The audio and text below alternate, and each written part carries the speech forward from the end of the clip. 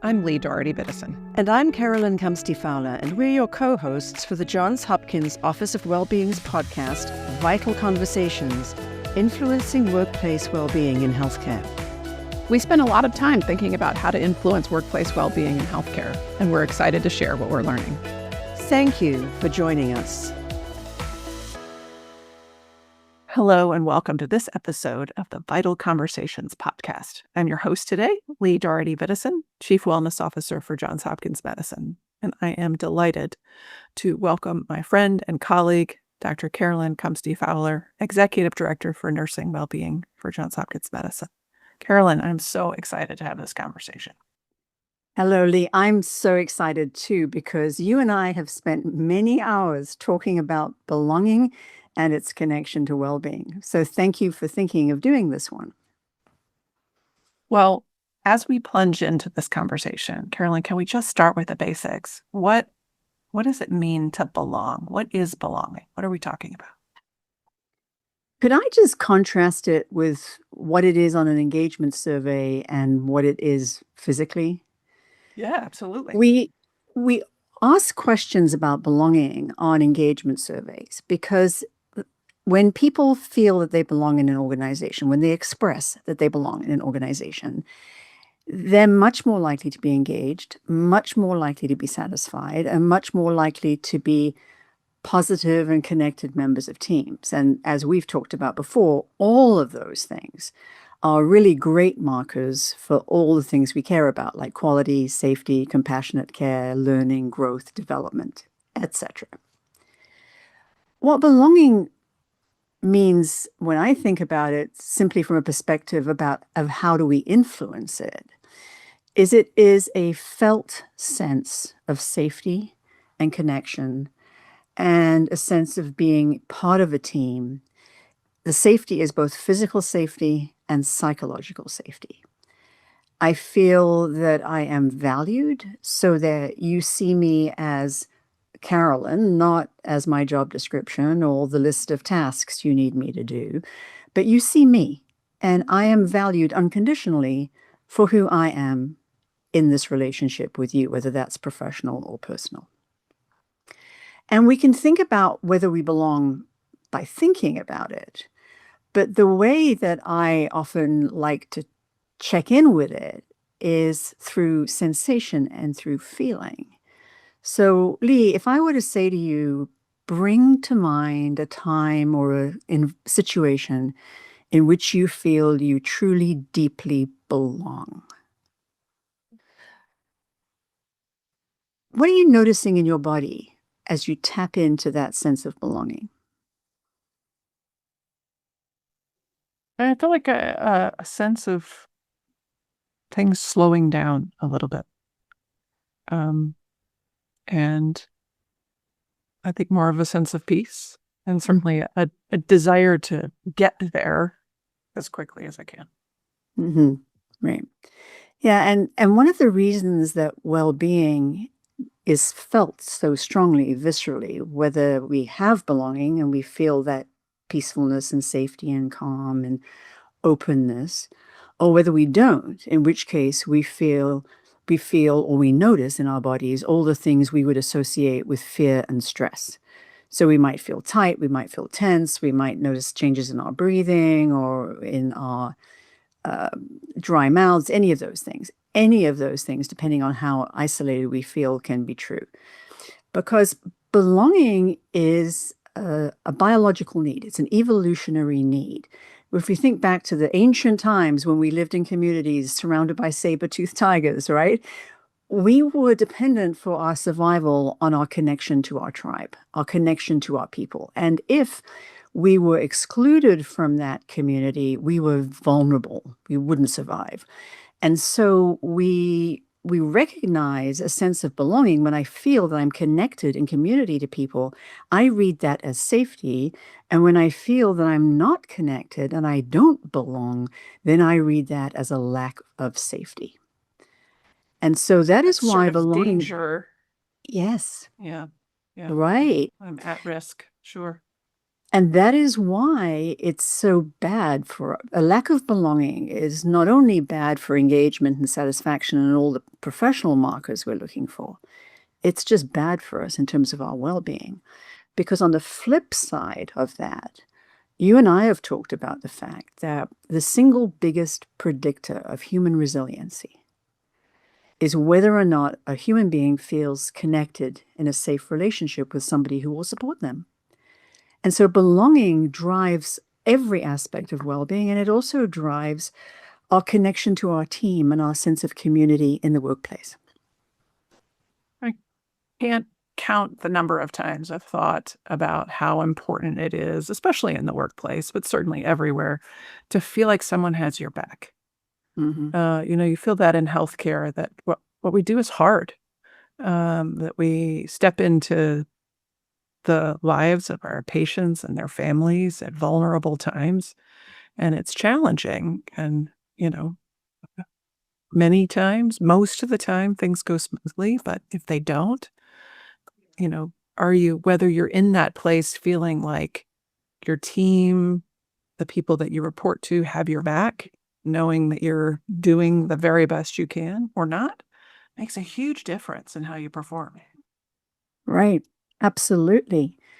And I think an important distinction about people having your back is that when you truly belong, you feel that people have your back unconditionally. So they don't just have your back on the days when you can be helpful or the days when you're functioning at your best.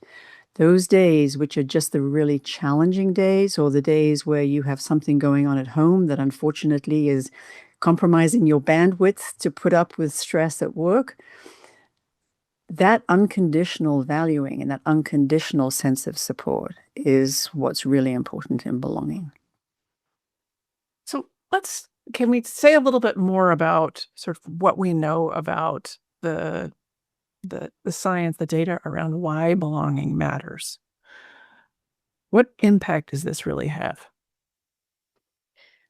Well, perhaps we can talk about the opposite. So when I don't feel that I belong, the opposite of belonging is loneliness. And the important thing for us to know about loneliness is I can be lonely in a crowd. I can be in a very busy unit surrounded by my colleagues, surrounded by patients, and I can feel lonely. And one of the things that I think really woke us up to it, because we've spent some time talking about it, is when we read Dr. Vivek Murthy's report that came out Absolutely. in 2023, I think it was.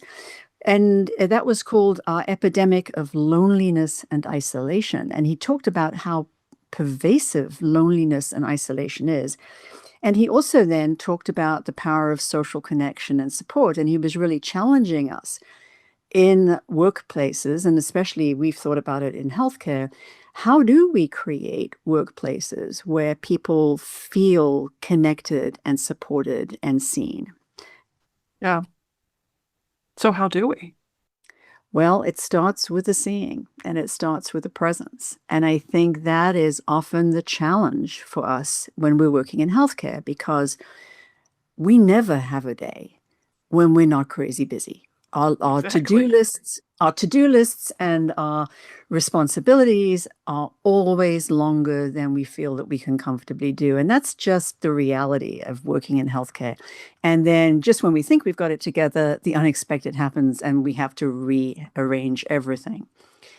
So I think that when we're in that kind of place, it's so easy just to look at somebody else who is the action partner, the person who has to do things with you. And so it can become quite easy to slip into what I call transactional relationships, where, Lee, I need you to do this for me. I'm going to do this for you. Who's going to bring this in for our patient? And so our recognition of the other person is purely a recognition in terms of what they have to do or what they've been assigned. Very As task a oriented.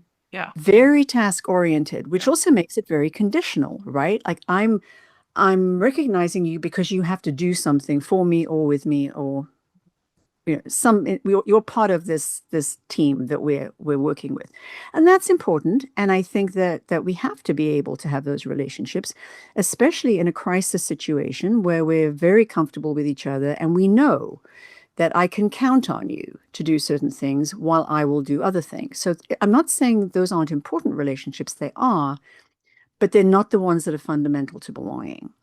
The one that is fundamental to belonging is when I feel that I can be truly present with you and you can be truly present with me, and that we are present in relationships. So this is the thing about belonging. Belonging by definition is deeply relational. And so we can't be relational when we're flying by each other in our crazy busyness. So that moment you take to say, hello, how are you? Yeah. Thank you. Oh, I'm so grateful to know that I'm working with you in this shift. This is wonderful to know that you're here.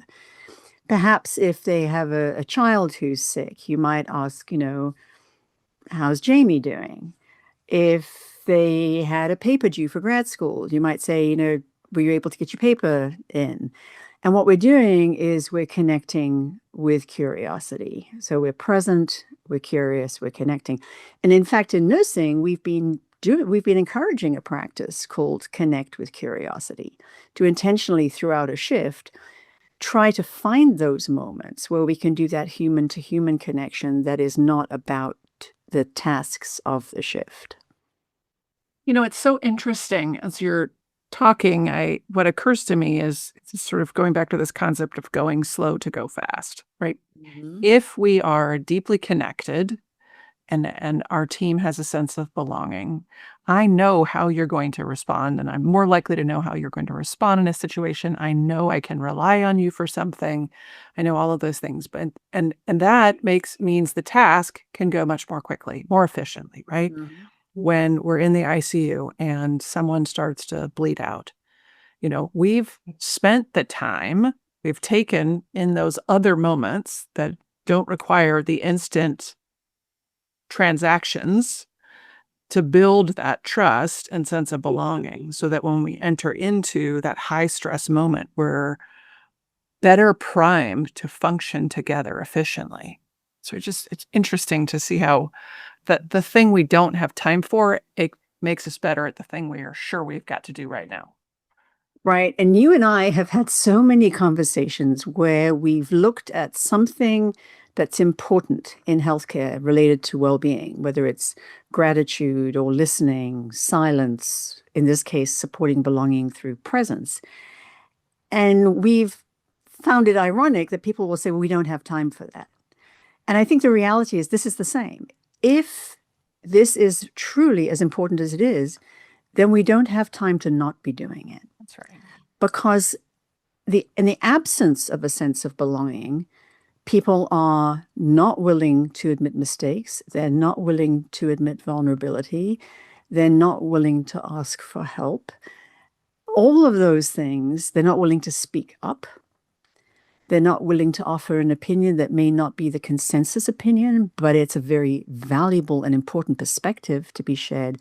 None of those things is going to happen without belonging. Gosh, these are such important lessons, such important lessons. Mm-hmm. Carolyn, tell me about a little bit about your reflections on what stands in the way or gets in the way of, or is a threat to building a sense of belonging amongst your team. Yeah. Well, unfortunately, there are a lot of them, but you know me, I am a glass half full person. So let me start Let's this go there. list. Yeah, let me start this list of terrible things by saying this. What's important about knowing what threatens belonging is the fact that if you know it, we can do something about changing it. That's right. And so the invisible things that get in the way of belonging are some things that now once we've seen them, we can change them.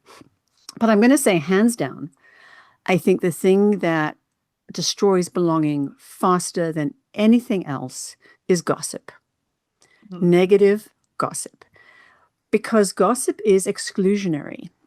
Even if they are gossiping to me, so I'm part of the group that's being included in the gossip, I subconsciously, or maybe not subconsciously, maybe consciously, I realize that if they can talk about someone in front of me, they can talk about me in front of someone else.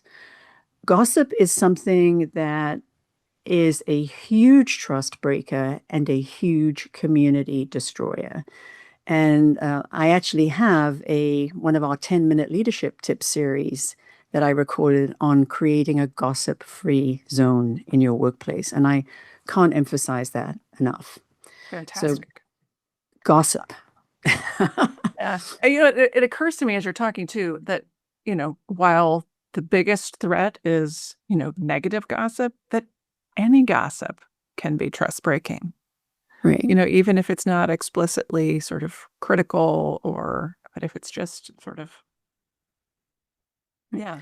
Well, the challenge is that gossip is fundamentally untrue, or at best, partially true. Right. And just because 6 people think that it's partially true, will never make it true. Right.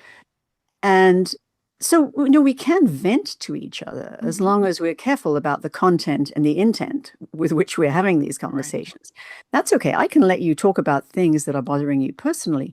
But what I can't do is allow you to come and talk to me about other people in a way that is dismissing the other person or expressing opinions that they cannot defend or cannot justify.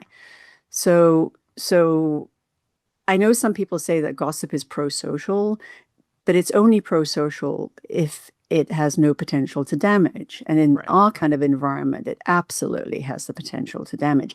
In fact, I was talking to somebody the other day who reinforced for me something another patient told me years ago.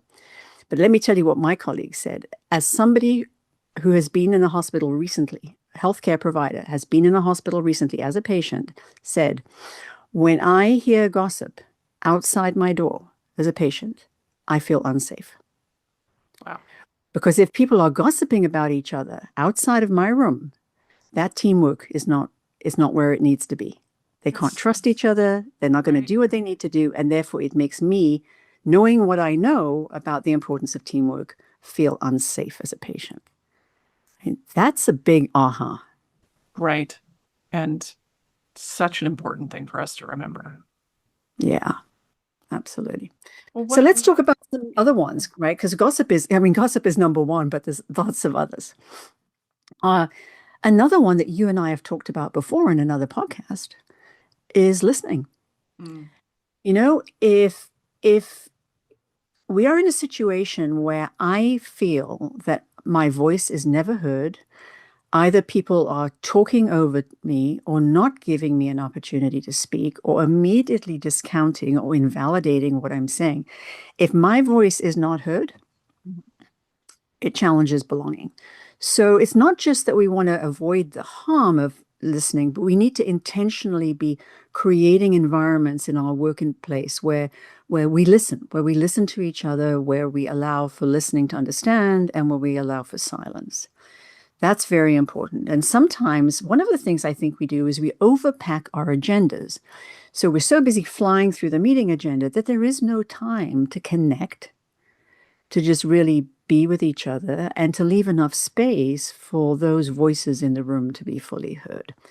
That's not only a bad thing for belonging, it's also a bad thing for creating the conditions in which we really are able to harvest the richness of perspectives that are sitting around that table or on the Zoom call, as is usually the case these days.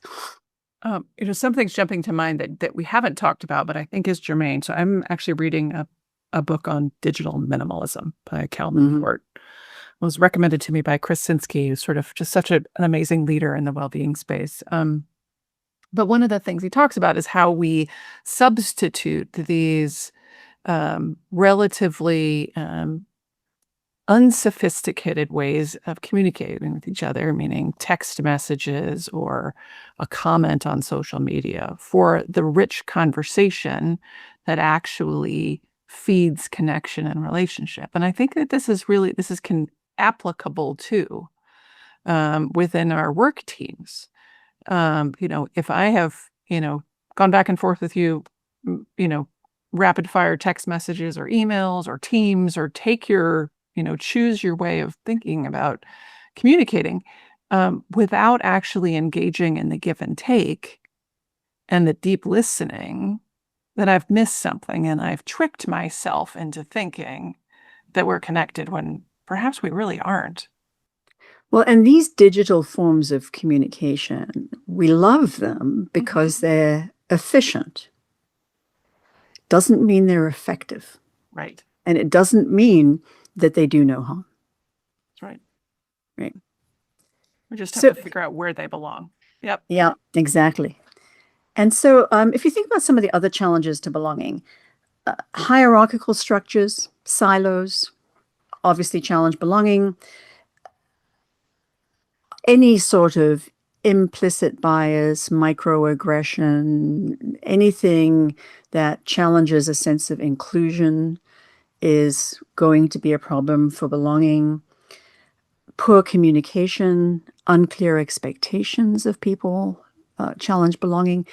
And I think that's what's really important in belonging also, is that if I work in this environment or in this team, I need to feel that I share the values of this team, the values of this organization, or at very least, I feel like I can align with them, that I don't feel that they're foreign to me, or what would be terrible would be they're absolutely opposed to the opposite of what I believe. And having shared goals is also a way of I love creating that. belonging, but not goals that have been created for me and imposed on me, but really goals where I feel, yeah, I can get my head around this goal. This is something that is meaningful to me. This is something where I feel I can contribute. And it's something that I feel sort of plays to my strengths. So those are all challenges to belonging. But of course, the opposite is true. So if we can be more inclusive in our goal setting, and if we can really think about how the work we do aligns with the values and the very reason we came into healthcare in the first place, that's when we're now creating belonging, but also we're supporting that sense of meaning and purpose, which is important in well-being, and we're supporting professional fulfillment. I love all of that. As you mentioned, unclear expectations, and I so resonates when you're, the number of times when, I've personally been in a situation or heard people talk about being in a situation where they feel stuck because they're just unclear about what's expected, and it feels unsafe. How can I perform? How can I deliver if I'm not clear about that? It makes me think of a Brene Brown sort of mantra about clear is kind. Clear is kind. And also, she always does that wonderful thing, which is about paint done. Yes. Paint done for what I want it to look like, so that I can check in with the expectations. Can you do this? Do you have what you need? What are you unsure about? Yeah, all those wonderful tips she's given so many of us over the years. Absolutely. Absolutely. Carolyn, if you were to give our listeners 3 tips for cultivating belonging in their teams, what's the sort of micro learning, as it were? Like, here's the thing you can go do today that would really get you started. And maybe it's not 3, maybe it's 1 or 2. But somebody said, "Oh, what you just said resonates with me, Carolyn. Tell me what to do right now." All right, well, I'll give you a couple. The first I think I'm going to offer is do your very best to connect in person. This may be challenging if you're working remotely, but even if you're talking to somebody so that they can hear your voice as opposed to reading a text message, prioritize the connection, the in-person connection, because connection is at the heart of all of this. I'd like to reinforce this connect with curiosity thing Yeah, say more. that I mentioned earlier.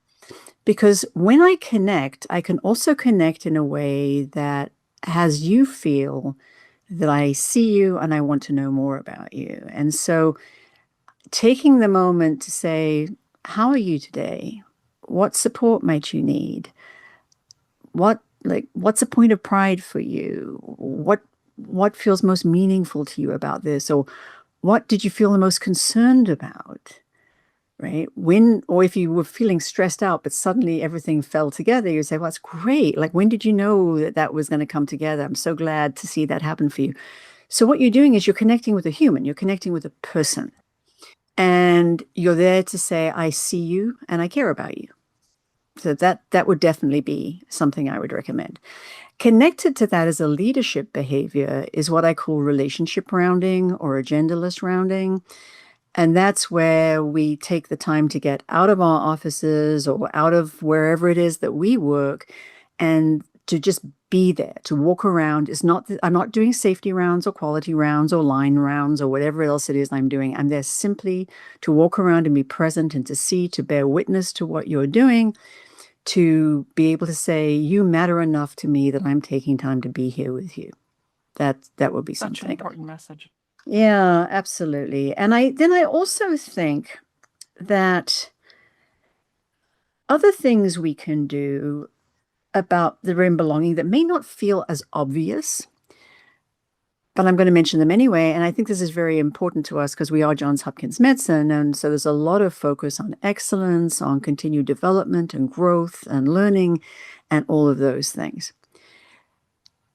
Creating conditions in our teams where people feel that we are invested in their success, we're invested in their ongoing growth, their ongoing learning, their ongoing development, and that we are there to support them and in reaching those goals and doing things that are more meaningful for them.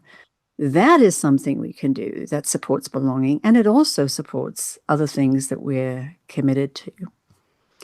And maybe I'll wrap up. There are so many things we could do, like, inclusive language, but I'm going to wrap up with the one that we just recorded a podcast on, Lee, and that is authentic gratitude. Yep. When I express gratitude authentically to you, I'm able to have you know that I saw you, I appreciated what you did, and I'm taking the time to express that to you. So express authentic gratitude will be another big belonging builder. Okay. So let's review those. So the first was no gossip. No. I mean, I think that was the first thing we talked about at the beginning. No, the first was presence. The first was presence. Yeah. Presence and connection. That was the first one. I can't remember because we've talked so much. So presence and connection. Yep. The investment in development, the connecting with curiosity, that general, not just the physical connection, but the connecting with curiosity to truly learn them, see them, value them, and so on.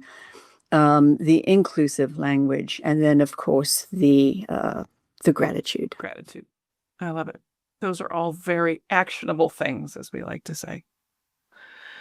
Carolyn, what didn't I ask you about related to belonging that we should cover before we sign off?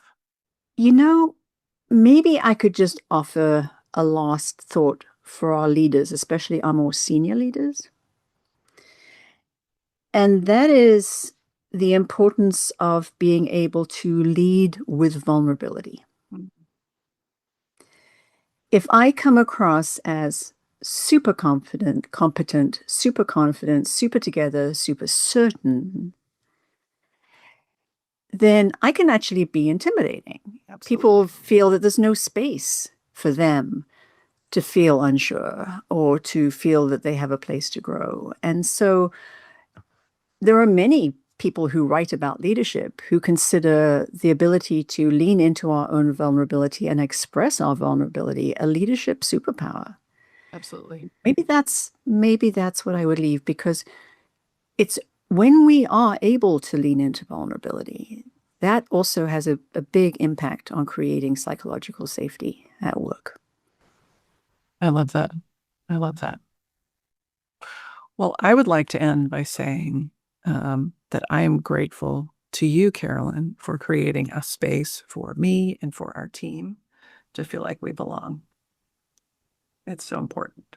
So important. Thank you, Lee. Yeah, we have certainly built a safe and wonderful place to work. Very thankful for that.